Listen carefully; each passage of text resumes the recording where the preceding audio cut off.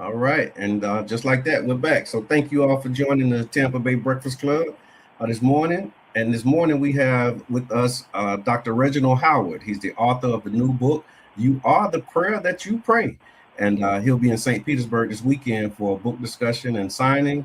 And today he's joining us to talk about spirituality, prayer, and personal transformation. So welcome, Dr. Howard. How are you? I'm good, and thank you for having me today. Awesome. Awesome.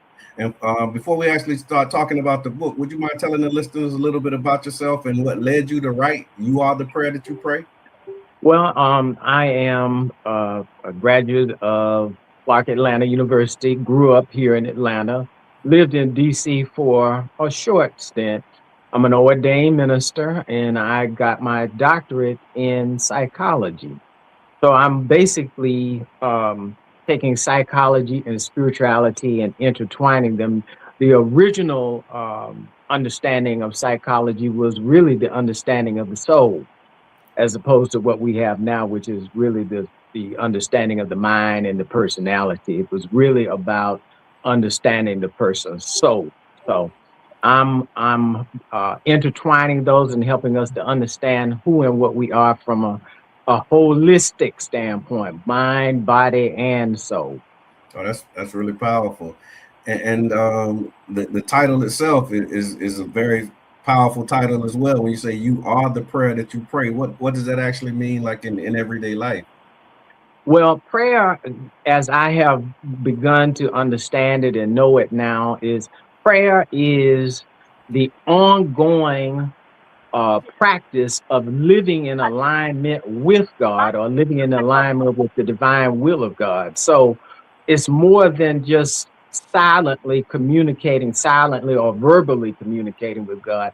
I'm helping people to understand that prayer encompasses your thoughts, your feelings, your words, and your behavior. So we have to be aligned in all of those different aspects of our lives in order for our prayers to manifest. And we have a very narrow understanding of what prayer really is. So I'm helping to expand it such that we can begin to even know ourselves and even have a more expanded view of God, because we're really not separate and apart from God. See, that's the other thing. You're always communicating with God through your thoughts, through your feelings, through your words, and through your actions. So if any aspect of our being is disjointed or will I say not in alignment with our higher selves, then we're not going to get the answers that we want. And it's not God withholding anything. It's either us, in many cases, it's us believing that we can't have something. Mm, wow. The scripture even goes further to say that it's the Father's good pleasure to give you the kingdom, and that I came that you might have life and that you might have it more abundantly. So I'm really working to expand our awareness of who and what we are, and that the God presence lives in us, through us, and as us. If God is everywhere, then you have to be a representative or a manifestation of the God presence. Right. Q. I'm sitting up here listening now. Why did you see like the need to write this book? Well, I think particularly at this time, we're living in a very harsh political environment. Yes. And so it's going to take more. I often hear people say that God is sitting on the throne and God will have the last word, but God is sitting on the throne in us. And Mm, so unless we understand who and what we are, my next book is entitled "You Are the Power of God in Action." mm. See, unless you get up and do something, nothing's going to happen for you. See, I know the that's God right. presence, God presence works in us. And we hear a lot of people complain about the president. But we have to realize and know that there's a greater power within us Hmm. than what is in the world.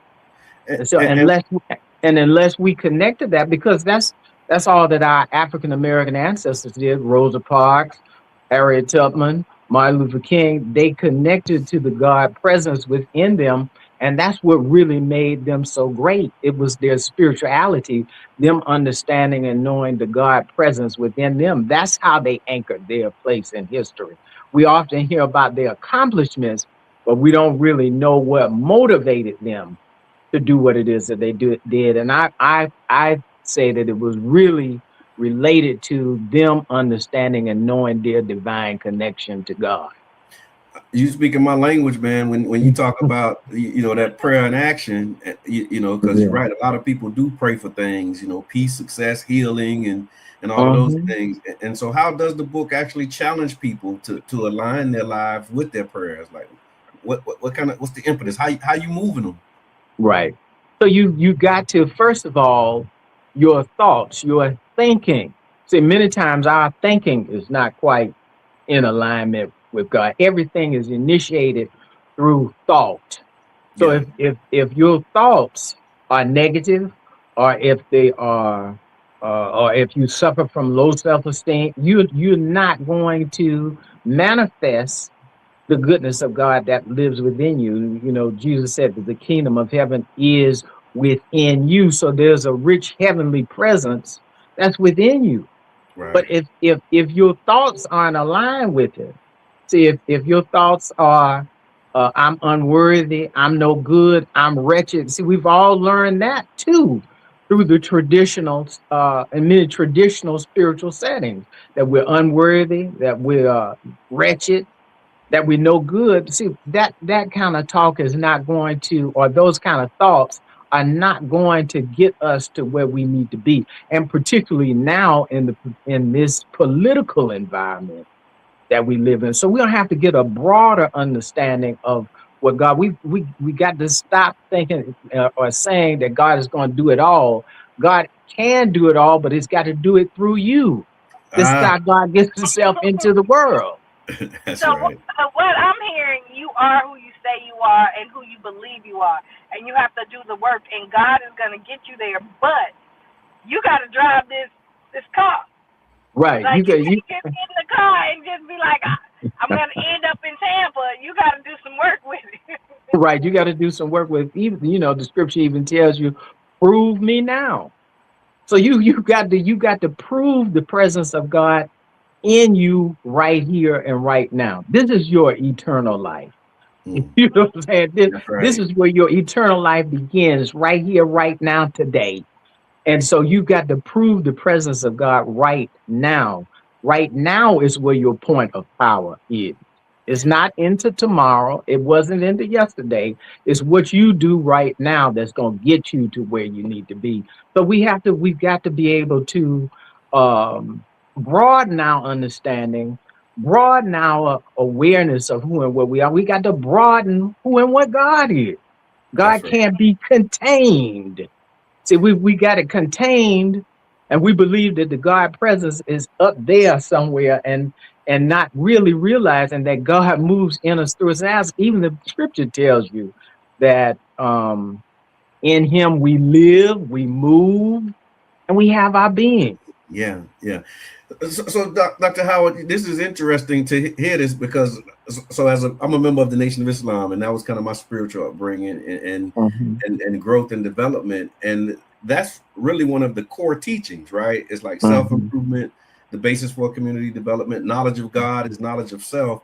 And so to hear you say these things now, how is that being received? Because it in my humble opinion, this kind of goes against some of our traditional, thought patterns and ways that we show up when we get to church. Right. Well, you could tell I'm a very non-traditional kind of minister.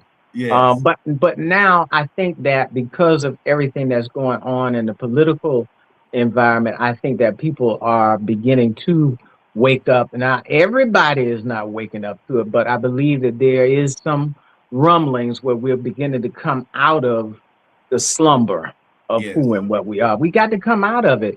And I think that this is a wonderful time, quite honestly, because many of us have been asleep for a long time. And so what is happening now is that all of the ugliness and all of the racism and everything is coming forth, it had been squashed down, and somebody put something pretty on top of it, tried to put a rose garden on top of it, but now it's all becoming unearthed. Right. And I'm gonna be quite honest. I'm very happy that it's coming forward, because you can only resolve that which you can see and which you understand, which you tell yourself the truth. You can't solve a problem. You cannot solve a problem without facing it. That's and right. see, for many of us, we haven't faced the ugliness. See, when you are able to face your problem or face anything that you deem ugly, you then begin to develop great self-respect for your own self and courage, and you're able to resolve your problems. But if you hide it, bury it, and don't look at it, your problem will still be there, and you'll still stumble around it, and it'll never get resolved. See, I'm a person that believes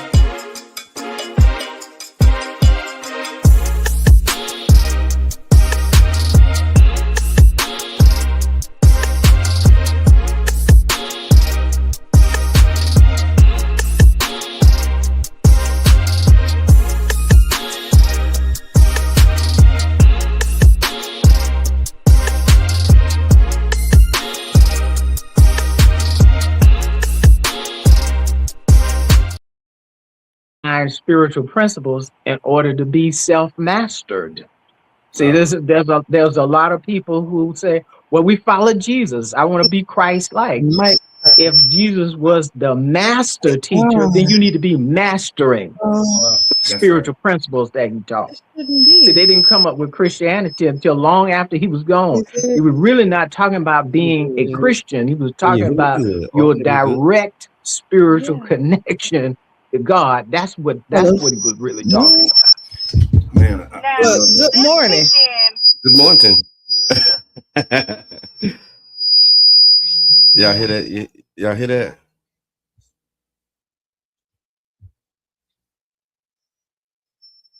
I hear something. Welcome to the Tampa Bay Breakfast Club. Let's just try that. See what the radio audience says. Yeah. Say your name. Welcome to Tampa Bay Breakfast Club. I'm your brother John. And this is Qiana. And this program is being brought to you as part of the New Image Project at the Community Development and Training Center, aka See That? See That. We'd like to thank y'all for tuning in, helping us to redefine what's cool, because smart is the new gangsta. Baby. And if you don't know, now you know. Now you know. It's a Monday morning. It is. And I guess people be in here on the weekend bothering stuff, because it ain't like we left it. I guess this is a radio station, so everybody got their preferences. Yeah, they got their preferences and traditions. Good morning. What's good? She said, I hear y'all good now. Thank you so much, Tiffany, our off-air production team. We appreciate y'all. So how was your weekend? It was pretty dandy. Dandy is a word. It was pretty. So, okay, let me weekend. Go backwards. Yesterday was my auntie Diane's 77th birthday. Okay, I got an auntie Diane too. And we went out to eat. I actually had so much fun. We had fun. Nice. It was like 8 of us that ended up going. Okay. Saturday had some running around. We did the family fun day. Yes, Lord, which was amazing. Friday, I can't remember. Okay.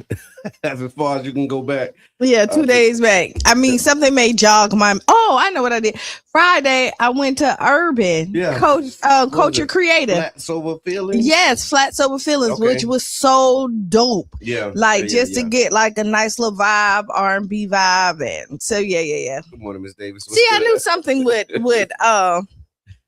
And then even on Saturday, I went to Rhythm at Culture Creative. They had another event there. So Culture Creative kind of like doing the thing. Oh, yeah. It's definitely for the culture. Like, as far as just events that's coming, smaller ones. And so they're targeted for a certain audience. Like, everybody, like, it's definitely a mature crowd or somebody that's trying, just want to hang, but not party. That makes sense. Hang but but not party. Okay, like yeah, have I a kinda good hear that. time. Yeah. Have a good time. Don't have to watch your back. Ain't nothing, it's always really chill. It ain't a rah crowd. Okay. But everybody seemed very friendly in the atmosphere. Like the atmosphere is always really nice. Yeah. And you can everything is in with intentions. Okay. So like next week they're gonna have a poetry night, you have writing camps in there. They do photography camp, like little things. So like it is a cultural creative right. spot, So it is for people like who it's living are. up to the name. Yes, it is. No doubt. And so before we get too far going, I want to remind y'all that the Tampa Bay Breakfast Club is an independently produced program.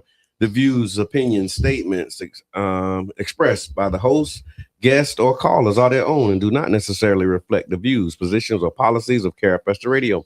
99 Gems is ownership, management, affiliate, sponsors, or partners. So just make sure we say that. Oh yeah, we got to. And also we again want to consistently give a shout out to Stephanie Wynn from the Stephanie A. Wynn Foundation for the work that she's doing. So she will be having the event, the 4th annual Let's Talk About IBD Health and Wellness Symposium that's happening on March the 28th. That's coming quick too, y'all. March the 28th, 10 a.m. At St. Pete, and you can learn more about it by going to StephanieAWynFoundation.org. And I think Stephanie might have just had a birthday. She just turned 50. So happy birthday, Steph. Woo woo. And then also, you're right. This Saturday we had a blast over at the We Are Next Spring Break Takeover Community Field Day. So I want to give a special shout out to the community partners, the sponsors, the vendors, the residents and stakeholders, and everybody who showed up. I played kickball. Me and my wife too. We played kickball. Got out there. I felt it immediately. Yeah. I need to move around a little bit more, y'all, because that kickball game kind of put it on me a little bit. But I'm back. And did you rest yesterday afterwards? Oh my God, yeah, I did. I rested yesterday for real. Like I had a good day yesterday. Like I ain't gonna even tell y'all what time I got up. But, good for you. Yeah, but I had to like kind of sleep that one off. But it was field day activities for the youth, senior activities, and the St. Pete Community Kitchen provided like the meal service, which is another project. I guess you would call it a pilot. It's like the first of a series of things that's going to be happening. So y'all stay tuned where you can see and tap in with the St. Pete Community Kitchen. DJ Super Dave was on the ones and twos, Child Spark resident as well. So he provided the music and the vibes. And then Eric Jackson, Story 727. Ooh, we got some strawberries. Man, he pulled up with a truckload. A trailer load. He put up with a trailer load of the strawberries. And that was like the highlight for me. Because community doing what community's supposed to do. What they're supposed to do. So so thank you to everybody who came out, everybody who showed up. Also, tomorrow, if you do care about where you live and you want to know the people that's next door to you and be a part of the future that we're building, the Child Spark Neighborhood Association is where you want to be. And so we're meeting tomorrow night at 6:30, continuing the momentum. Like we've been kind of doing the thing, like got recognized by the mayor and the city staff and everybody for a little bit of work that we've been doing. And so if you want to be a part of it, you're definitely welcome. It's not just a meeting, it's a movement in motion. Neighbors working together. So we got like some cleanups that's scheduled for April. I think we planning a poetry day in the park. We got the block party coming up on the 27th. And of course, in the summertime, Friday night done right. Let them kids come. Let them kids come to we got some stuff cooking. So if you want to be a part of it, y'all can come out tomorrow night, 6:30 at the Child Spark Rec Center. It's gonna be lit. Yeah. All right. Did you see Jamal Bryant apologized? What he said? No, what he said? Oh yeah, Jamal Bryant, he apologized for the for calling off the boycott. He said, okay, there we go. Look, shout out. Hey, sweetie, my wife is in here too. So what Jamal Bryant say? Oh my bad, I got totally distracted. You do that time. Sunshine. So Pastor Jamal Bryant, the Atlanta mega church leader who helped organize the national boycott of Target, issued an apology after the backlash erupted over comments suggesting that the boycott had ended. The confusion began when Bryant had announced that the end of his personal Target fast, that's what he was calling it. So I watched the video. So he had like a 20-minute video. I shared it on my personal page. And he basically was saying there was a Target boycott that was kind of the national thing. Tamika Mallory, Nina Turner, former Senator Nina Turner, and some others. And then there was a Target fast, which they were supposed to be doing starting March of last year, just going for like 40 days from Ash Wednesday to Easter. But then they kept it going. And he was saying that they were bringing an end to that. However, many people interpreted Bryant's announcement as meaning the entire national boycott was over, which led to criticism from other activists who said the broader movement was still going. So what he clarified, he said he only ended his personal fast, not the entire boycott. So it was like, he was like you, I'm done, I'm going back. The movement was not his to it wasn't his to end. Basically, he was saying that he misspoke, he misstepped. He said that he was out of touch with what was happening and with boots on the ground. He apologized for being out of step. He acknowledged that the boycott was largely led by Black women activists, including Tamika Mallory, Nina Turner, and Nakima Levy Armstrong. And he also addressed rumors circulating online that stated that he had received compensation. And he said flat out, he wasn't paid. Nobody gave him a dime. And so he didn't receive any compensation, but he basically walked back his whole Target is over. Well, he said what he said. He apologized. He realized, as you want people to take accountability, he still stood on that. My fast is over. Do as you he please. Didn't explicitly say it, but he kind of said it. When he said that it was continuing, he didn't say like, I'm continuing with them. Right. So it was implied that it was over, but not expressly stated. Dr. Jamal, I'm with you. Yeah. Right. My fast is over as well. But I do like that he got ahead of it immediately, and typically that's what you want people to do. Now, I'm gonna say the people in the it ain't real.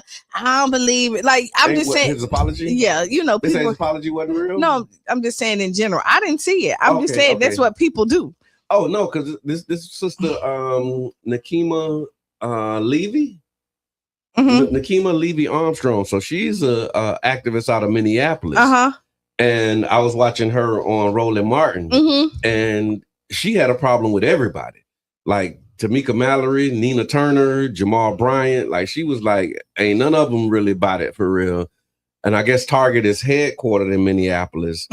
And so she was basically saying how they kind of came in and tried to co-opt what she was doing. It was a hard interview to watch too, because she was just like so angry. And so she can't so with her being so angry, she really can't articulate what's really going on, because the emotions and the facts are getting mixed up together. And so she can't. It was tough. It was really tough to watch. So Roland Martin, he played like the clip of Jamal Bryant's apology right before her interview. And so when she came on the interview, she was like, that jive turkey. She didn't say that word, but it was like, she was just like, it was a theatrical performance, I think might have been her words. And she didn't think that the apology was, that's why when you say what you said, I thought, I didn't. No, but that was her take. I know people. I know people. And she clearly is people. And she was saying, she didn't think that the apology was sincere. They don't have integrity. And she was talking about like all the people in the movement. And it just highlighted how united and divided we are at the same time. We are. It was actually sad to watch. It was really hard to watch. What happens is she wanted to say she went back too. Let's see. No. Sorry. Hold the line, y'all. Hold the line. No, the fast is over for me. The boycott continues. Well, I was talking to I mean, I'm not gonna shame nobody who don't go back. Okay. And I'm gonna ask y'all not to look at me crazy, because I done already told y'all that I'm going back. Now I was with y'all. Okay. With us. I was with us. Yeah. I was with us. Okay. And now I'm with the other side that done went back, right? And the other part of the conversation that I watched with Nakima Levy Armstrong, it was asking about like demands, and I guess the new leadership has, I guess Tamika Mallory and Nina Turner have met with Target, and they asked if she met with them, and she said they reached out, but she hasn't. Like they have a starting point for the negotiations. And so she said that the starting point is not where they were starting from. And so it was like, if you're not starting from here, then we don't even need to talk, basically. Okay. Yeah. So one of them asked for what you want, not what you think they'll give you. But she was like, she ain't even interested if they're not starting from a baseline of where they began, because, you know, again, they made a pledge, I think, of like $2 billion in response to George Floyd. Minneapolis is the headquarters. She's an activist in Minneapolis. And so they have a different perspective, I guess, than people around the country on what's happening and then what needs to happen. But is she, so here we go. Is she the spokesperson for Minneapolis?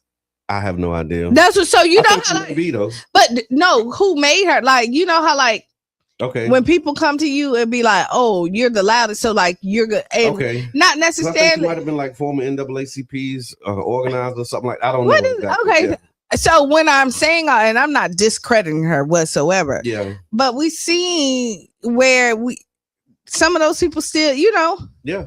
I don't want to be disrespectful, so that's why I'm kind of like. Yeah, tiptoe. Like, I don't want to go. I'll send you a link and then we can talk about it. Then we'll talk about it, because I really don't want to be disrespectful and be like, you know, that she don't really speak for the people or something like that. Or you know, like, that was her take. Her take was like, these people who came in after it started, I guess they initiated it, and when they initiated it, it kind of took off nationally, and then now people who were not the originators of it are positioning themselves as though they are, and like as though they can end it when they didn't start it. And I guess that was kind of the whole beef with Jamal Bryant. Like, you can't end something that you really didn't start. Right. And I'm glad he said the target fast. He did start the fast so he can end the fast. Right. He couldn't end the boycott. But and so I like it. Merged the two. Yeah. I like it. Take accountability, clear it up. Keep it moving. Sister from Minneapolis, I pray and hope that you get what you need. You know, and it is hurtful when you think that you started something and somebody else kind of come and take it and get the shine for what, because you feel like you're not being represented, and then you're not getting the credit for what's so big and major. And so just hearing what you said, she's mad that her name is overshadowed. No, she's always listed and they always shout her out. I think her beef was the fact that they have been negotiating on behalf of the people of Minneapolis, I guess, but not really in line with what the people of Minneapolis really want. But see, this is not a Minneapolis thing. Yeah. Well, I mean, you know, I guess because the headquarters were there. So yeah, you're right. I mean, I'll send you the link so that you can have context and you can see I what can go back into, because we can watch it. Because now that it's nationwide. Yeah. That's like what Roland Martin was trying to say too, but she was like interrupting. She was on one. So that's what I'm saying. Now that it's nationwide, like, and then if you know Roland Martin style. I do. Yeah, you know what I mean? And so, I ain't really too clean on his style either no more. So and so, again, even though Bryant said he ended the fast, other organizers made it clear that the broader boycott is not officially over. Activists say they will continue pushing Target for accountability and stronger commitments to Black communities. And so, again, he was apologizing for the confusion that he helped, for the boycott that he helped to organize. And he did say that he was really trying to just get in front of it because he don't want to be adding to confusion or division. And so let me know, y'all. And he don't want nobody talking about him when he walk in Target. I guess so. And so it's 8 o'clock. We'll take a break, and then after the break, we got a lot cooking. Want to talk about this weather. We got some Would You Rather. We got Desmond Meade step down. We want to talk about that. Okay. And so y'all stick around. We'll be back about 6 or 7 minutes after the hour right here on 99 Jams. The Bird. The Bird.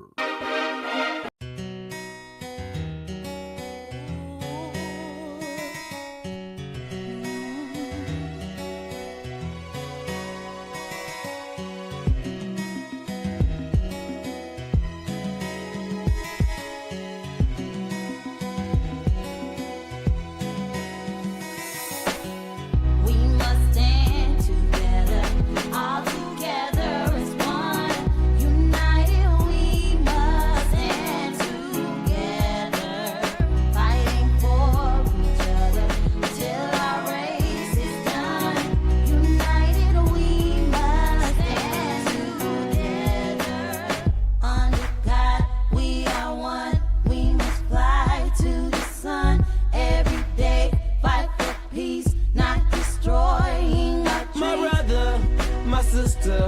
got love for you, no lie. I give my best, I try. Someday we'll touch the sky. You're an angel, little baby. Wipe all your tears away.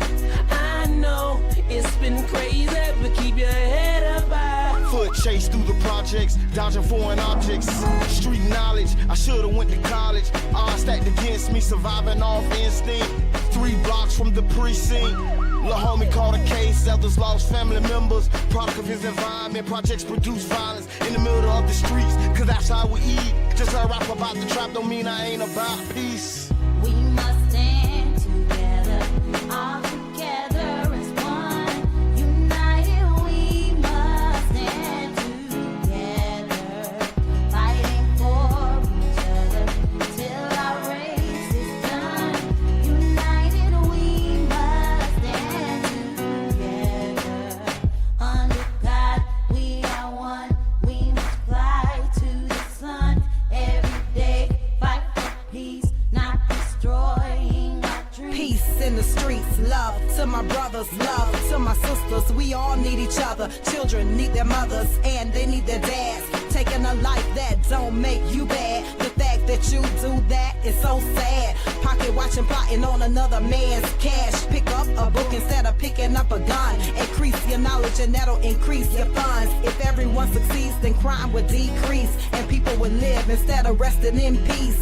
Unity, that's what we need. Stand up and be a positive force in the community. We are one, we must fly to the sun every day, fight for peace, not destroying our dreams. We must stand together, Must stand together. all together as one. As one people. United we must United, stand we together, shall rise.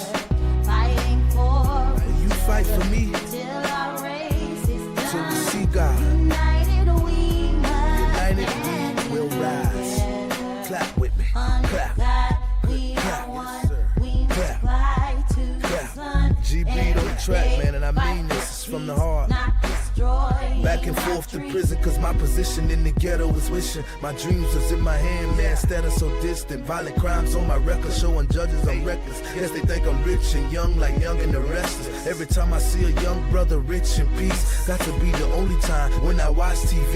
Cause the struggling and suffering is all I see. Besides muscling and hustling that wall with heat, I point the finger at the devil, boy, for taking my peace. Cause the only way to live is to take to the streets. But they rate me as a villain for the killing and dealing. For what? My last resort to make me a living. I don't give a damn, tell them so what? I'm gonna survive even if they threaten me with life. The arms of poverty held tight, making life a fight. But in the sky, we got to unite. Keep your head in the sky. We must stand together, all together as one. United we must stand together, fighting for each other till our race is done.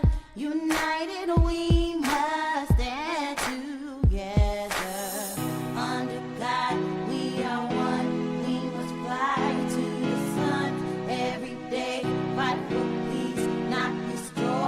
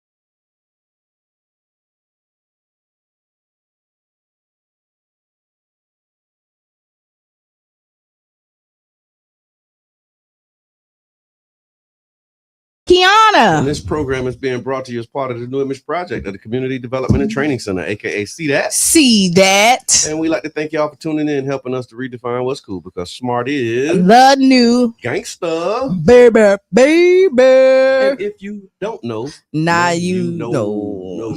And this program, the Tampa Bay Breakfast Club, is what we call it, and it's independently produced. So the views, opinions, and statements expressed by the host, guest, or callers are their own and do not necessarily reflect the views, positions, or policies of Carafesta Radio, 99 Jams, its ownership, management, affiliates, sponsors, or any of our partners. But what that means, y'all, is y'all can give us a call and share what's on your mind, and nobody can hold it against you. So yeah, give us a call. Before the break, we was talking about Jamal Bryant. He issued this apology for his misstep with the Target fast boycott. He ended the fast, not the boycott. He ended the fast, not the boycott. And so and so y'all could go back and check that out as well. But do you think that economic boycotts still work today like they did during the civil rights movement? Yep. Or have corporations learned how to ride them out? Some people do. Some do, but no, you definitely see. This is an example right now of Target, because if they really didn't see the impact, they wouldn't have made no adjustments. Okay, I hear that. And they wouldn't be reaching out trying to talk to people, right. So yeah, y'all put it in the chat. Let us know. Do you think that the economic boycott still worked like they did during the civil rights movement, or have corporations learned just like, we're gonna wait you out, we're gonna ride you out, we're not gonna even? I think some corporates, like you have like the Walmart, right? Okay. Who has positioned themselves that like they really don't have to fold to nobody's demands, because they have put themselves in a position where it's a need and not a want.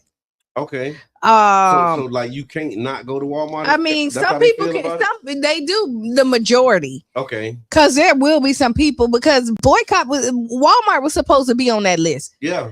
You don't really hear them talk. They don't talk about Walmart because Walmart positioned themselves to be there. You know, less expensive. They're a little bit. You know. Yeah. Because Walmart was first on that list before Target. They were, and Amazon was on the list too. Right, and ain't nobody said nothing about Amazon or Walmart. Right, but good, but what we do have is good old Target, that because Target is an easy target. It was, and it's a different kind of clientele. Okay.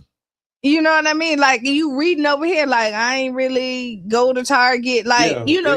Yeah, because I wasn't like a Target, shopper. Right. Either. So it was easy for me to boycott because I. But most people find something at Walmart that they need. Okay. And so we didn't hear, like they didn't push that hard about the Walmart. Right. But do you think they still work? Like, I think so. You think they still? I think so. We just saw it at Snacks. Yeah. At Snacks. Right. Yeah. So when you're looking at it. If we stick together, I think anything's possible. Yeah, shout out to the Black Money Movement, y'all. So yeah, keep it going, keep your foot up on the gas. But yeah, I just thought that was interesting that when he apologized, saying that it was over, it wasn't like over, it was just over for him and what he had going on. And I guess people misunderstood what he was saying.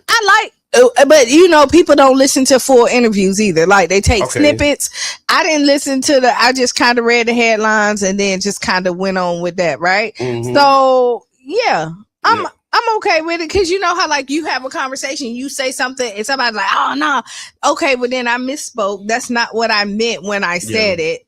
This is kind of so yeah. So Val says the boycott, divest, sanction movement has made a lot of progress with boycotting boycotting companies that support Israel by only picking the worst offenders and using targeted selective economic pressure.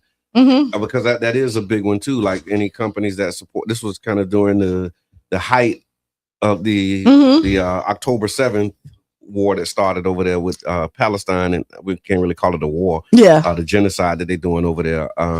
But it was a lot of people who started saying, if you support Israel, then we're not going to, support you. Mm-hmm. And it has been making traction as well. So thank you for lifting that up and reminding us those who may have forgotten that is still happening, because a lot of people move on so quick, man. Yeah. And then UB says, without an alternative, it's not the same effect because it's limited for major corporations. Yeah. I agree.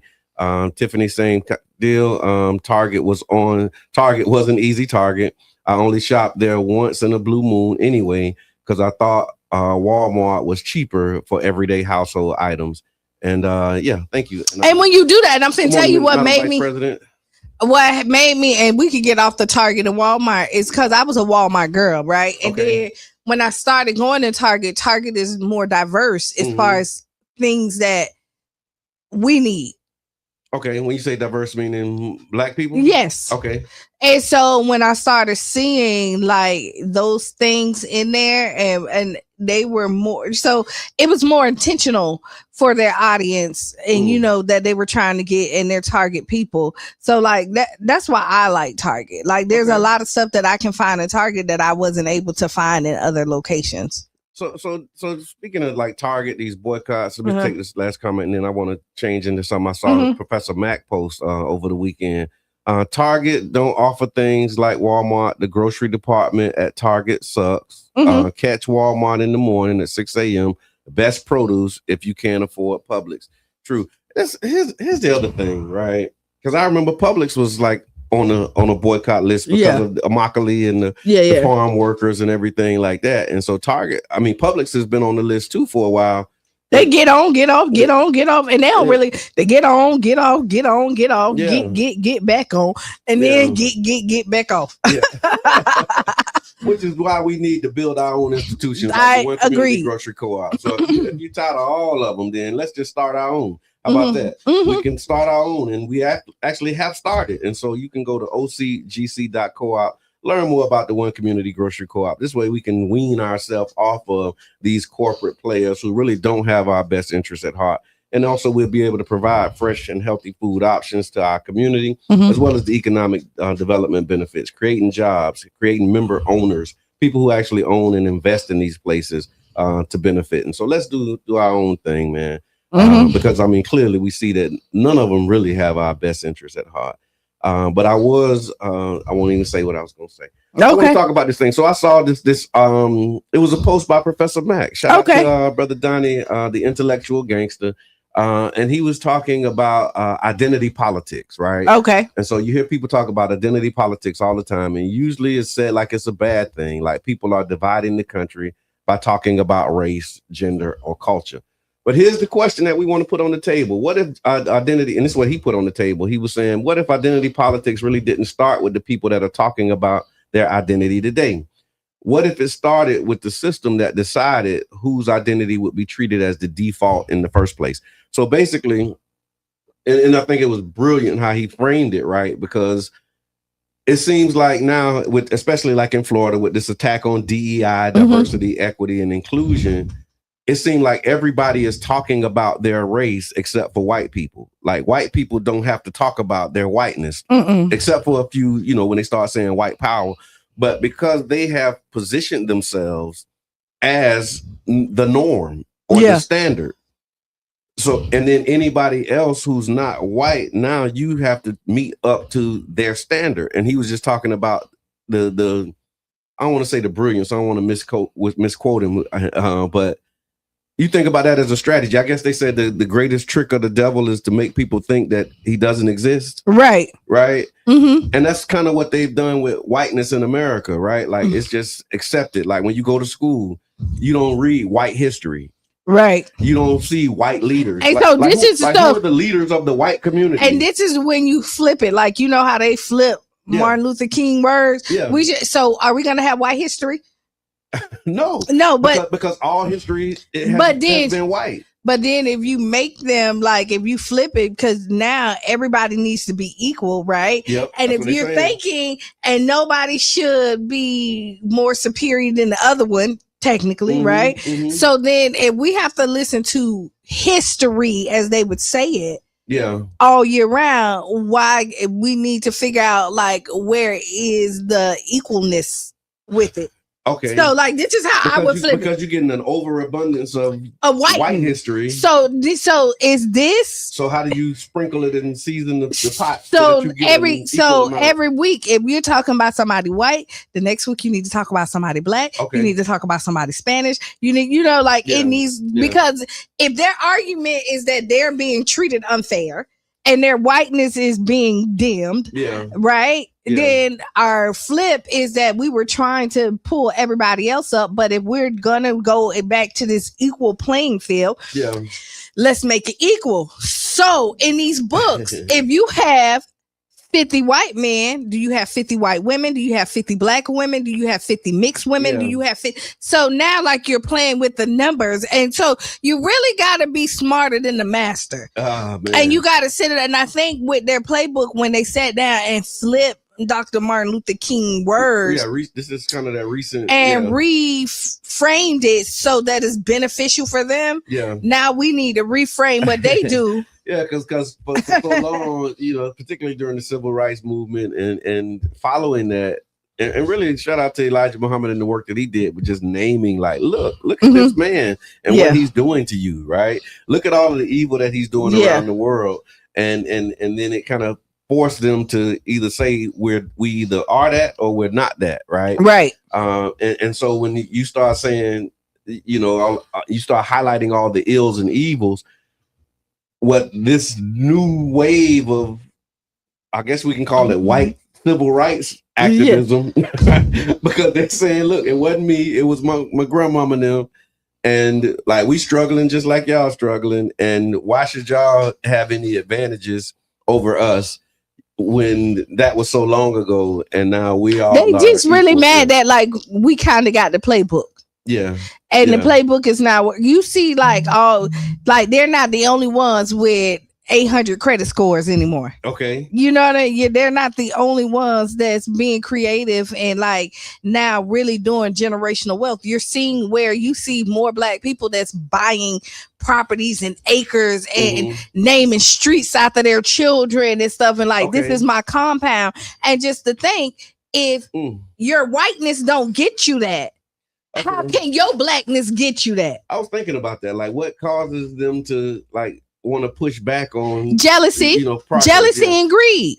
I mean, that happened. I mean, that was kind of the Rosewood story. That was the Black Wall Street story of they were just envious of the progress that black people were making, and so they come up with ways to try and hinder that and stop them from doing that. And so I want to know what y'all think when you hear. Give us a call when you hear the phrase identity politics. I want to know what that actually means to you. And then is it possible to have a truly neutral system in this diverse country? I don't think so. Is it like, I mean, ideally, because I think I'm a fair person. Yeah. But I really want to make sure that my house is stable. Yeah. And so, I mean, and so like, doesn't everybody, right? Right. So I'm not mad. So I'm not even mad at anybody who's fighting for, I just don't like the hatred. Yeah. You know what I mean? Like you can fight for you can fight for what you want, but fighting for what you want don't mean that you got to take from what I have. Yeah.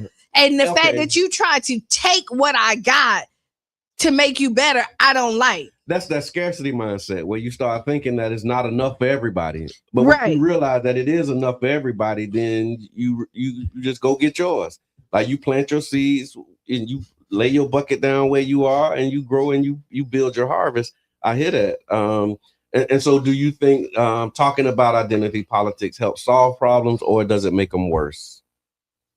It depends on who you're talking to. Okay. And how open-minded you are. Yeah. Because anybody can find a problem with a solution that we see it in Target. Look, like, I mean, like anybody, somebody's gonna have a problem with whatever you do. Okay. And so what you have to realize when you're going in that you're not gonna win everybody over. You have a platform and you're gonna sell what you need to sell. And if you believe in it, the people who believe that what you believe in will gravitate to it. Yeah. And you can't really worry about anybody else who's not. And then the people that think like you, y'all do what y'all do. And this is how communities are built. Yeah, no, that's true.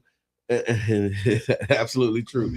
And so another one of the things that came up from Professor Mack's post was he was asking the question about who decides what counts as normal in society, like because again, the superior white folks kind of set the standard, like even with the way we talk, right? Because I know again, Professor Mack, we just got to bring him in one of these mornings. It's spring break. Maybe we can get him in on Wednesday. He might be out the country. Yeah, that's true. He's an international. Yeah, him and his wife and the church, and then you see all the boys that got all these scholarships to go everywhere. You're right. But definitely the intellectual games. I love to have this conversation. Good morning, Mama Blue.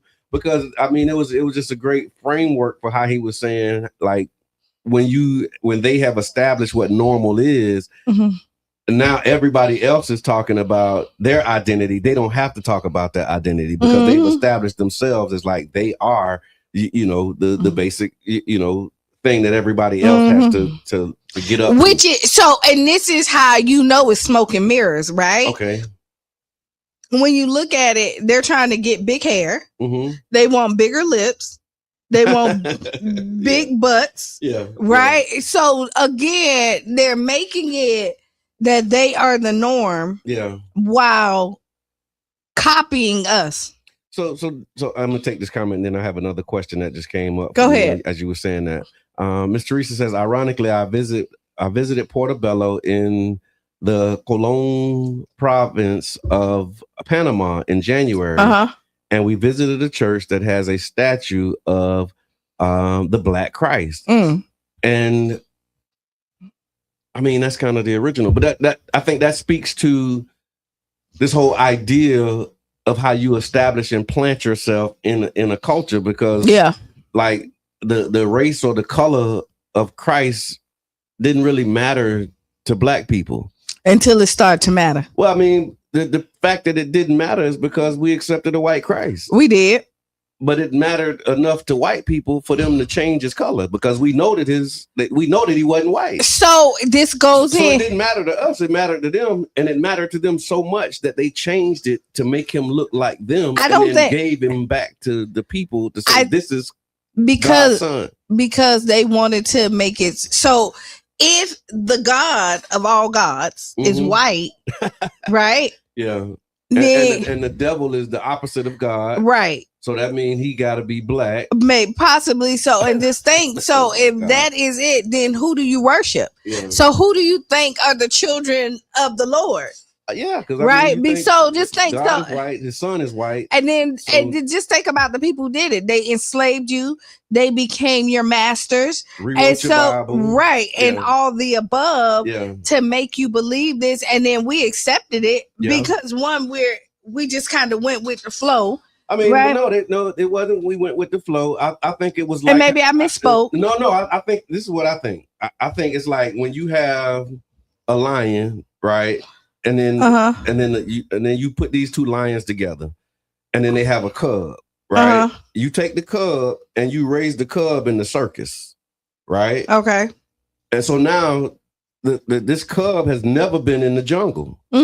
So he's raised in the circus, and now this circus lion is jumping through hula hoops. They on fire. This becomes what the lion thinks is normal, right? But a lion who's actually been in the jungle knows that like something wrong with that lion over there, because why he over there jumping through her? Why he letting this man put his head in his mouth and not biting his head off?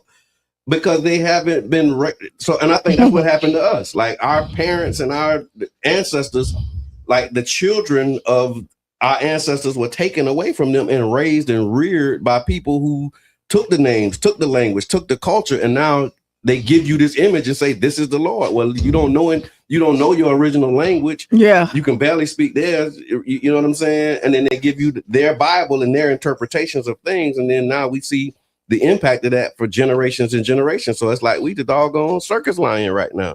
When you get reconnected with your ancestors, then you be like, wow. And that's what started happening. People was like, wait, we was more than this before we got here. And you start getting acquainted. Now we saying, okay, we kings and queens, and we pyramid But I mean, builders and you think not just about project dwellers, you know what but I'm saying? if they paint the picture and you look in the mirror and you believe what they say, then you become what they say. Yeah. Right. And that's the problem that, true. like, when I say All these circus lions out here. when they talk about black men and tell them that they only supposed to be baby daddies, they're supposed to have a whole bunch of kids around here and not have a household that they are really, which was something that they did during slavery, right? Which was intentional, right? Like you think about during slavery, you have a strong black man, you treating him like a cattle, and so now you using this strong black man to go into different, plantations and like a stud horse, and you breeding with this one.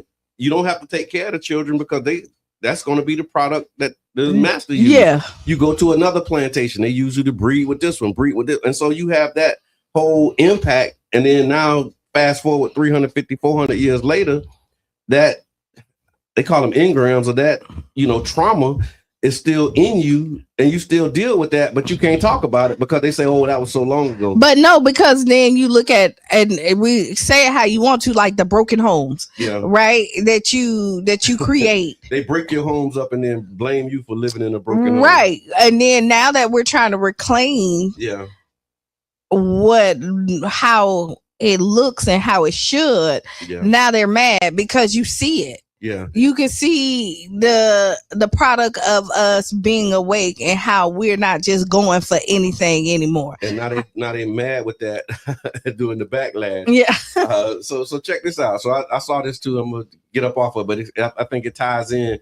I saw an article in the Gulfport Gabber where they were talking about the missing history. So in Gulfport, of course, with Fusion 49.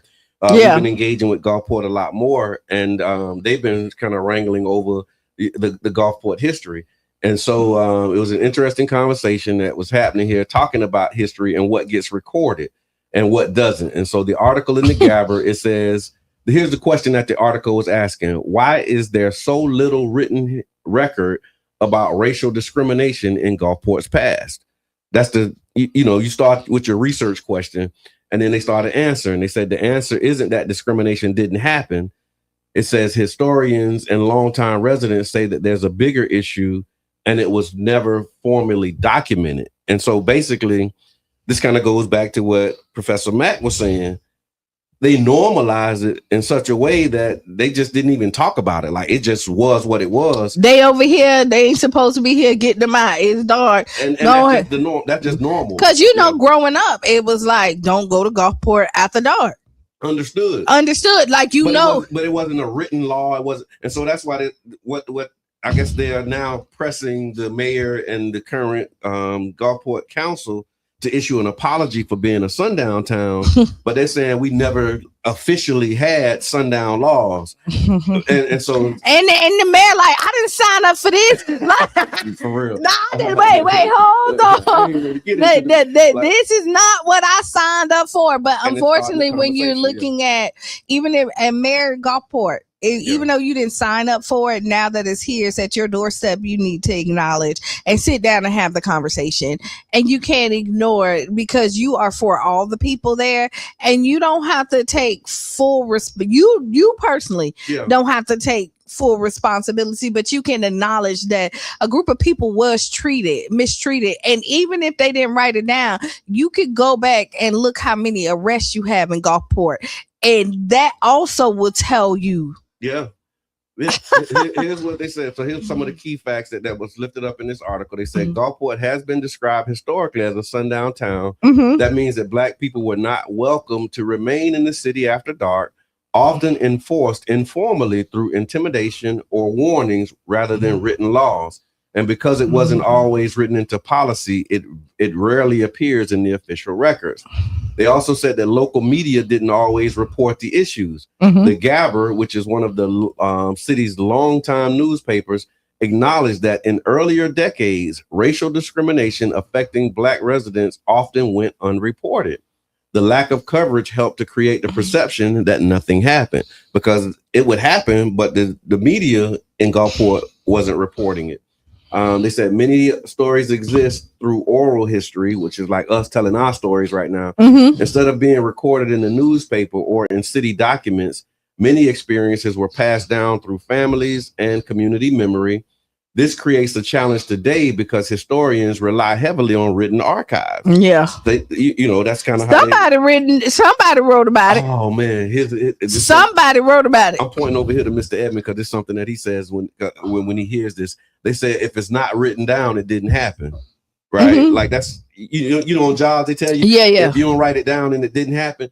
This is what they're saying here, because the history was oral and we passed it down, but because it doesn't exist in the written archives, they don't see a need to apologize or acknowledge it, because if it's not written down, then it didn't happen.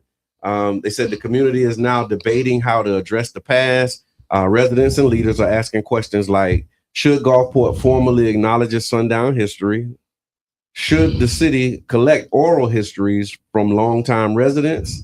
And what does accountability look like decades later? And the thing is, I'm not. So what are we asking for from Gulfport? Yeah, that's really it. Like, what are we like? So once because I don't know what the ask is it just the acknowledgement, right? I do, Miss Teresa. Thank you for that. Miss Teresa asked, she said, Brother John, do you remember when we sat down with Yolanda Roman and Margaret Tober at Stella's and talked about the racial history of Gulfport when Yolanda was city council in Gulfport? I do remember that. And Miss Teresa, to answer your question, we did talk about Jamal Bryant like at the beginning. Yeah, we did. You got to tap in early. So with this Gulfport history, you're right. Like, what is the solve? What is being asked? And how do you move forward to really bring about healing and true reconciliation? You know what I'm saying? And so but that's definitely we got a caller. Let's see. Conversation is happening. I really need my glasses, y'all. Okay. Hello, caller. Introduce yourself. What's up? This King Jamal. What's happening? Hey, King Jamal. So I hear y'all keep saying was. How about still is? Thank you. Definitely a guard for St. P Beach. Yeah. Which still is a sundown town. Worked at trade winds for 7-8 years. Well documented the harassment that I had on the beach, with them knowing that I worked on the beach. Wow. I just took my wife for her birthday, Hotel Zamora, and I'm strategically going right there as soon as the first entrance on the beach, because I don't want to deal with the sheriff. We go into the room. Guess what? As soon as we cross the bridge, the sheriff is following us, and I'm less than 100 yards into St. P Beach. They're already on us. Wow. Because they see black people in the car. Wow. So, no, let's not say was. It still is. So they don't have to acknowledge it. Let's just address it for what it is, because it's still happening right now. That's right. No, I appreciate that. Thank you, King Jeff, for calling in. He kind of right, and he kind of right. Yeah, he's spot on. He is spot on, because they'll still get you. So there are some cities. Yeah. So you got Gulfport, Kenneth City. Oh, if you go to Kenneth City, that's a possibility that like these sundown that towns, you still gonna. Yeah. Like that's one of their biggest revenue sources is pulling black people over. and you're right, because I remember avoiding Gulfport to get to the beach. Mm-hmm. You know what I'm saying? And y'all probably heard me tell my story before. That was the first time I got a ticket. I was on a bicycle riding my bike through Gulfport while black. Like I ain't do nothing. It was daytime. And they said I didn't have a light on my bike, and it was in the daytime. Wow. But they pulled me over, and I mean, I was riding dirty, but that's beside the point. Because that ain't what they pulled you over for. They pulled me over for. They ain't know that. But it was just crazy that like I literally got pulled and stopped on the bike for no other reason than just being black in Gulfport. And then they gave me a warning. No, they gave me a ticket, and they gave me and my cousin a ticket. And I handled mine. He didn't handle his. And I think that ticket sent him down a whole different path, because I don't think he paid it or something happened. But like I remember later on talking to him about it, and that ticket started him down a journey and an engagement with the doggone system that was not favorable. And so if you're just tuning in, y'all, you listen to the Tampa Bay Breakfast Club. We talked earlier about Jamal Bryant, his apology. And now we talked also about. And just to be clear, he did not end the boycott. He ended his part of it, which was the fast. The Target fast. And he's done. But so that we ain't gonna go back down that rabbit hole. So yeah, but he ended the Target fast. I just want to give y'all a recap of what you missed up. You can go back and check it out. And I ended my fast too. We talked about identity politics, who decides what's normal, and then we got into some of this Gulfport history that they're currently debating on how to address it. Like they're really trying to reconcile what they need to do to acknowledge and address the sundown town history, because they were saying that the history is not documented, and King Jab brilliantly called in and acknowledged the fact that it's not old history. This is as recent as, a couple weeks ago. Yeah, because they like it's still happening, and so that mindset is still prevalent. Something that I saw too, just talk about a little bit of politics, was I saw that the Florida House property tax proposals have stalled because they don't have support in the Florida Senate. I know that was a big conversation. A lot of people were worried about that early on in the year and at the beginning of the legislative session. And it looks like, it doesn't look like, I should say, that things are going to be changing anytime soon, at least not coming out of this session, based upon this article that I read. And so it says several aggressive property tax proposals that were pushed by the Florida House in 2026's legislative session have effectively stalled because the Senate showed little interest in moving them forward. That means that major tax changes many homeowners were hearing about will not move forward this year, and at least not in their current form. So what the House wanted to do, House leaders had introduced a series of proposals that would dramatically reduce or eliminate certain property taxes, especially for homesteaded properties, which is your primary home. Some of the key ideas included eliminating most local property tax on homesteads. One proposal would have eliminated non-school property taxes for primary residences, meaning homeowners would only pay taxes that fund public schools. This would remove taxes that would normally fund cities, counties, fire departments, libraries, parks, and infrastructure. Additional exemptions to the and tax breaks included phasing out certain property taxes over 10 years, giving seniors over 65 full exemption for some taxes, adding $100,000 tax exemption for insured homeowners, and then limiting how fast property values can rise for tax purposes. So wait, so eliminating property taxes for people that's in 100% insured? So it would say if you had $100,000, it was $100,000 exemption. No, you would add $100,000 tax exemption for insured homeowners. So if your house is over, so I guess you wouldn't pay taxes on the first 100,000. Yeah, I mean, so 100%. So if you got a $200,000 house, you only pay taxes on 100,000. But then, because you know how most people now, because insurance is so high, right? And once their house is paid off, they take away. They don't get the insurance because they weigh the options for them. Because heck, we know insurance. That type of insurance is definitely a ripoff. Like we seen it when the storm hit. How you can't get all the stuff that you need. You got to do it's just kind of crazy. So now you're putting money back into the insurance company by incentivizing you something that because what house is worth 100? Like you can't even buy a house for 100,000 unless it's condemned or something like that, or you get it on $100,000 house days. It's kind of over. Like especially here. Maybe somewhere else, but here, you know, our houses start at like $245,000 easily.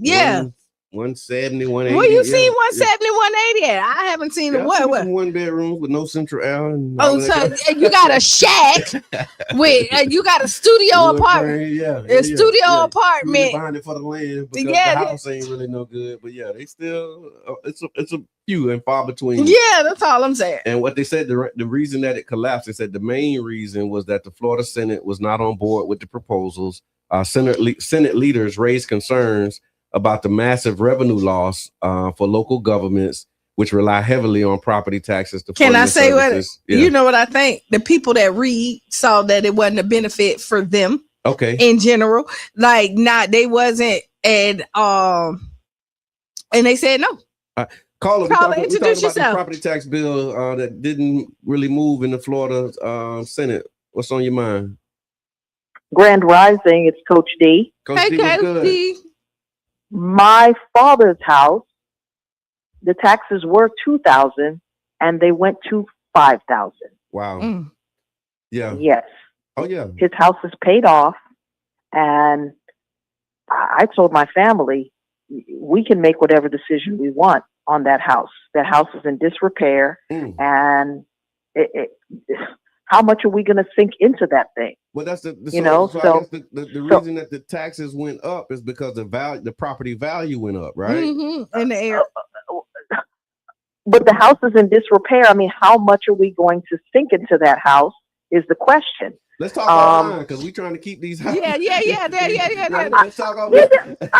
We can keep the conversation going. You guys know my number. No, we don't want to. Let's talk offline. Yeah, no, I really, because let's talk, Coach D. But thank you for calling and adding that as context. Yeah. Because, I mean, that's what families are facing. That's what families are facing is these conversations. But so now that you said it, thank you. But let's take that. But we do see that people are coming in, getting these houses for the property taxes, and because we don't see and not saying that you don't see the benefit, but again, financially, a lot of times we don't have the money to invest in to take it where it needs to go. And that's what I'm saying. There's enough smart people in our community who are making these types of investments. There's a lot of resources like what Mo did with the thing, like how to keep your home. And that's coming back up. There's so many opportunities. I think there's another one coming up with the realtors with Tamisha Darling and the work that she's doing to help us understand there are ways to navigate this. And you got your Freddie Simmons, on the building side. The building side, you have Joanne Nesbitt. Her the Nesbitts, they're doing their side of it. So there's definitely resources that we can do that can keep it in our community, because a lot of times we come in and we don't trust us.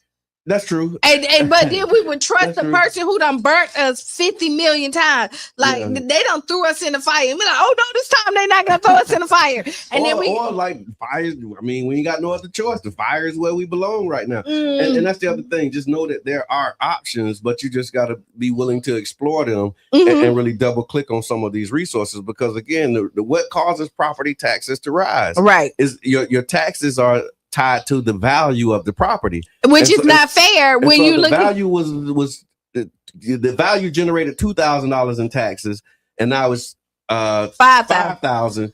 That's saying something about the value of that property and the neighborhood that you're now in. Come on, man. So you're looking at your father's house, or it doesn't look too good, but the house next door is a $5 million house, because you see, you got $1 million houses that's popping up. And to the point that Coach D was making too, like she's right. Like, these are decisions that families are making. You know what I'm saying? Because it's like, okay, we know that the house is what we call raggedy. She said disrepair. We call them raggedy, right? So you got a raggedy house. Nobody really has the resources to continue to put into the house, into the property. And so now, when you get these phone calls, because they beating your door down, they have the resources. So they calling, sell me this raggedy house. Yeah, I got you. I got you. And they even sending checks now. Yeah, they do. That's your already made check. It looks so good. But then they say this is not to be check cash. So what do they know that we don't? Because that property that you saying, okay, it's a regular house, they saying, well, give it to me, I'll do something with it. And then you see 6 months later, you riding by and it's a different situation. So it's like, let's tap into these resources. We're going to highlight those options and opportunities. But again, another part of the reason that they were saying that this bill collapsed and why it didn't make it through was because the Senate, those in the Senate, they said that they pointed out that Florida has 67 counties and they all have different financial needs. And so making a statewide property tax overhaul, they called it risky, because if you do it for, like, everybody has different ways that it wasn't beneficial for the it got to go back home. Yeah, the senators got to go back home, and they're mindful. Like, look, when I get back to my county, they're not gonna be happy. Yeah. And so without Senate approval, these proposals could not move forward. And then we want to talk about what's next. Caller, introduce yourself. It's just me, just you. Hey, just you. Go ahead. What's happening, man? I'm gonna just say a few things that I'm gonna say. It ain't that they know, we just don't use. When you spoke of the exemptions, like the 65 and up, that's been an exemption. We don't use it. If you blind or deaf, or you care for a blind or deaf person, that's a tax exemption. You don't pay no taxes. If you in the military, you got a disability, that's a tax exemption. You don't pay. First responders, they get exemptions on their taxes. That's one of the things, well, a lot of the things that we don't use to get the exemption on our taxes. Another thing is you can challenge your tax appraisal. You can go back to them and tell them, no, I don't agree with this. It's too high. And then they'll reduce it. Right. Now, we looking at what we can do to reduce our taxes. Another thing is they not buying those properties for the reason that you think they are, building those $1 million properties for the million. They doing it for tax write-offs. Yeah. They doing it for cost segregation. So yeah, they're gonna build a property and say it's $1 million property so they can get $1 million worth of write-off on the income that they already generate. That's right. Not because they trying to make no money, because they're using either cost segregation or tax write-offs for the next 27 years to write off for the money that they already making. And I think we've just found our next panelist for our conversation when we have How to Save Your Home and What's Really Going Down episode.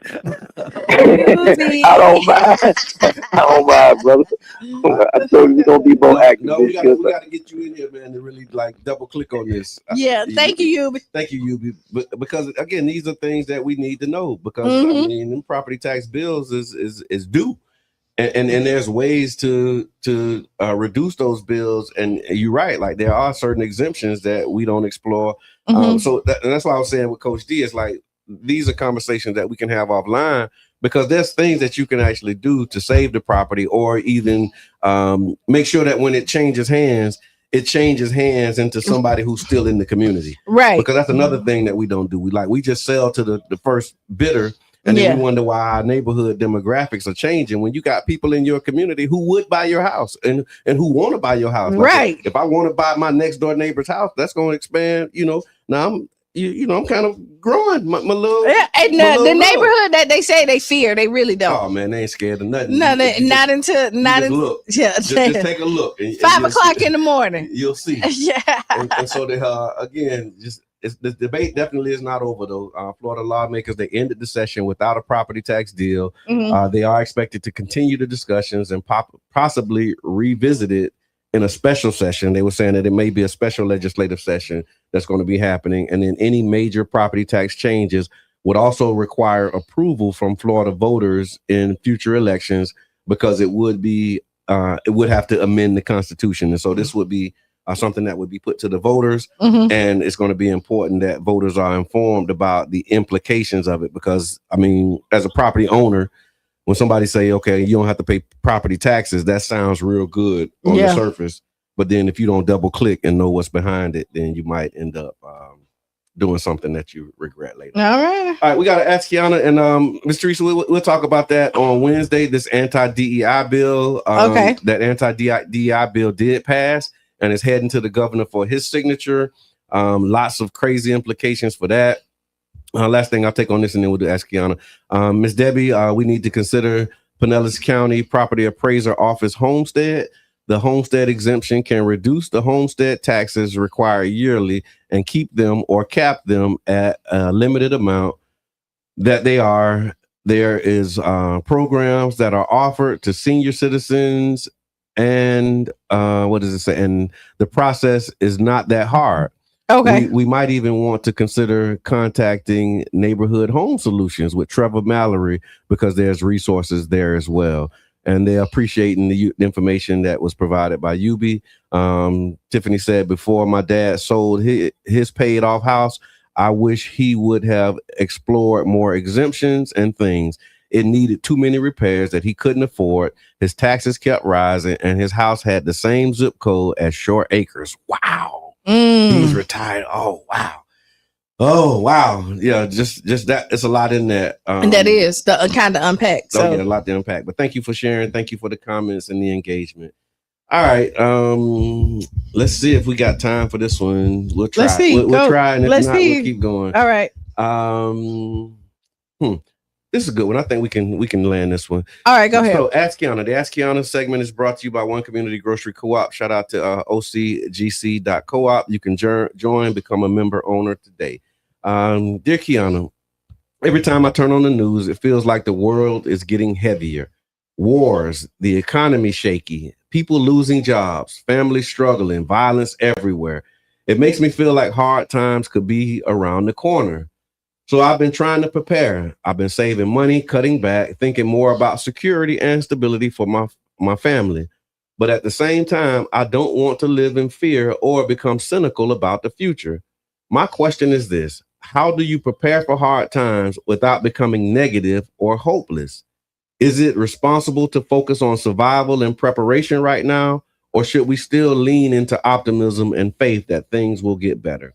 I think you can do both. Here's the last part of it. Oh, go ahead. Where's the balance between being realistic about the world and still believing in a better future? I think you could be realistic about the world. Like, we see how high gas is, right? Mm-hmm. But that doesn't mean that you still don't have a bright future ahead of you. Like, so I say this and all the time, write down those 5 things at the end of the day, and it'll start making you appreciate the good stuff that happened to you, because the world is very heavy. Yeah. There's a lot of stuff that's happening around here that don't make us feel good. Right. And when you look at the world, you be like, where is it going? But you create your paradise. Okay. And so you are what you think you are. And so even though hard times, that don't mean that you're struggling. Okay. That's your mindset that tells you that you're struggling. You know what I mean? Kind of. Not saying that your pockets no, but you get what I'm saying. You go to that bank. But even if you gotta cut back, you gotta cut back. Like, that don't mean, like, if you were going, and this is extreme, if Gucci Louis was where you were at when times was better, now you have to go down to another brand. That don't mean you still don't look nice. Yeah. That don't mean that you still not enjoying the fruits of your labor. You're just not doing it at a greater cost. Yeah.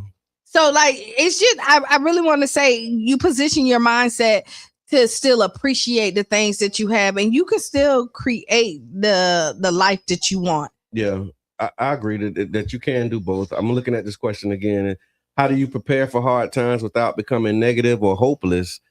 Do jobs that you like. I think that preparation is what gives you hope, right? Right. Knowing that you prepared, right? Because think about when you prepare for a test and you were sitting in there, you confident. When you walk in there, the timer go off and you first one, I'm good. That's right. Because you prepared for it. Confidence is rooted in preparation. If you got a speech that you got to say and you done thought about it, you done mapped it all out. When the cameras come on, you got this. You still have butterfly, but once it starts, because it's the muscle memory. That's true. Of what has it. So if you're not prepared for it, you are going to be uncomfortable, because when hard times come and you ain't prepared. So if all the stores shut and you got food in your pantry, you ain't as worried about as if you didn't prepare for this to possibly happen. No, that's true. That's true. So I agree with that. So keep preparing, keep storing up food, and keep stacking up what you need to stack and do what you need to do. So that if something do pop off, you are ready, but you don't have to go into the store like, oh my God, the sky is falling. I need some toilet paper. It's like, no, I'm going in the store. I'm getting some toilet paper. So if the sky falls, I got it. I'm good. So you're right. I think mindset, attitude, disposition, all of that has a part to play in that. And then as we talk about resources and the scarcity of resources, like, we got to start looking at some of these ways we can cut back if we haven't. Because sometimes we say, you can cut back, but people already done made all the cuts they can make, and they really like. And so I want to acknowledge that that's a real thing too. That is a real thing. Everybody is not living excessively and above their means and can afford to cut back. Like, a lot of us is like, 2 checks away from being on somebody's couch for real. And so I definitely want to acknowledge that. And I think that's when we start talking about community, and we start looking at pooling resources. We start looking at leveraging the support of your neighbors. And when you look at that, family, friends, like that's really what tapping into the network. You got to tap into your network because when you cut all the fat at your house, now you look at where else can I pull resources from. So like if you say, hey, I don't drive that much, but now you can figure out how to carpool. Yeah. Like your household and did you carpool instead of you spending $30, a week for you to drive. Now you you're spending 10 because y'all carpooling and everybody putting $10 into the one car that you're doing because now you're using your neighbor and your village and hard times make you start to depend on your village. And I think that's what we're missing a lot of times. I know my neighbors, but a lot of people don't know their neighbors. And I think the other part of what you were saying before you got into the neighbor piece, like I totally unite with that. That's why we're doing the block party so that people can come outside, get to know their neighbors. I think the other piece of that too is like once you start making those cuts, you got to apply the discipline. When we talked about discipline and being an example of discipline, because what happens is once you start, like in your example, right? If it was $30 and now you're paying 10, you got to know that $20 is now going somewhere, and it's not just leftover money. Yeah, like I paid $20, so that's the intent. So I'm finna go buy me an extra wine cooler this week. That sounds real good, right? But no, that's not what you're doing it for. You're saving the $20. It's hard to see that $20. Like you know that I was paying 30, now I'm paying 10, but it's hard to see that 20. Like it's hard, like you don't really just like, oh, here's the extra 20 that I was keeping because things are moving, things are happening, like, and that's where we start looking at like, but it's intentional, and it has to be intentional, and then being intentional with how you manage the things that you have. That's another piece of it, like really managing our resources because right now we just hand over fist. It come in, they've been calling, so you give it to them, or you're not picking up them calls, and when you finally get something where you can answer the call, you give them a little bit. And I know how we be moving, and so we can easily say, I save $20. Man, you don't see that $20. No, you don't. But if you stack it properly, it takes a discipline and structure to allow you to actually. So and just do the math. If you say $20 a week and just put it up, that's $80 a month. But you gotta and then at the end of the year, it don't seem like a lot, but it is. Yeah. So you know what? The solution is simple, but the work is hard. We come to the end of this ride, and so we want to thank y'all again. I want to remind you, if you are interested in building your community, making your community a safe and decent place to live, connecting with neighbors, and really about that life, Child Park Neighborhood Association is a place for you. We're meeting tomorrow at the Child Park Recreation Center at 6:30. Put it on your calendar. You can move something if you have to, because our neighborhoods don't improve by accident. They don't. They improve on purpose. And so thank you to the people who have consistently showed up. Those who are doing the work, I appreciate it. And then, I ain't gonna even read that because that'll take me on a tangent. Yeah, we got you on Monday. We got you on Wednesday. We got you on Wednesday. Naming the realities of what we're facing. Final thoughts, Q. Be the change you want to be or see. Again, write down those 5 things that make you feel good, giggle. I said it a little bit earlier today. A lot of times we focus on what happened bad and we forget all the goodness that happened to us. And just appreciate life. And you know who's up next? Sister Hugh. Make you lose your shoes and shout all around the house. This has been the Tampa Bay Breakfast Club. I'm your brother John. And this is Qiana. And we out. Bing, bing.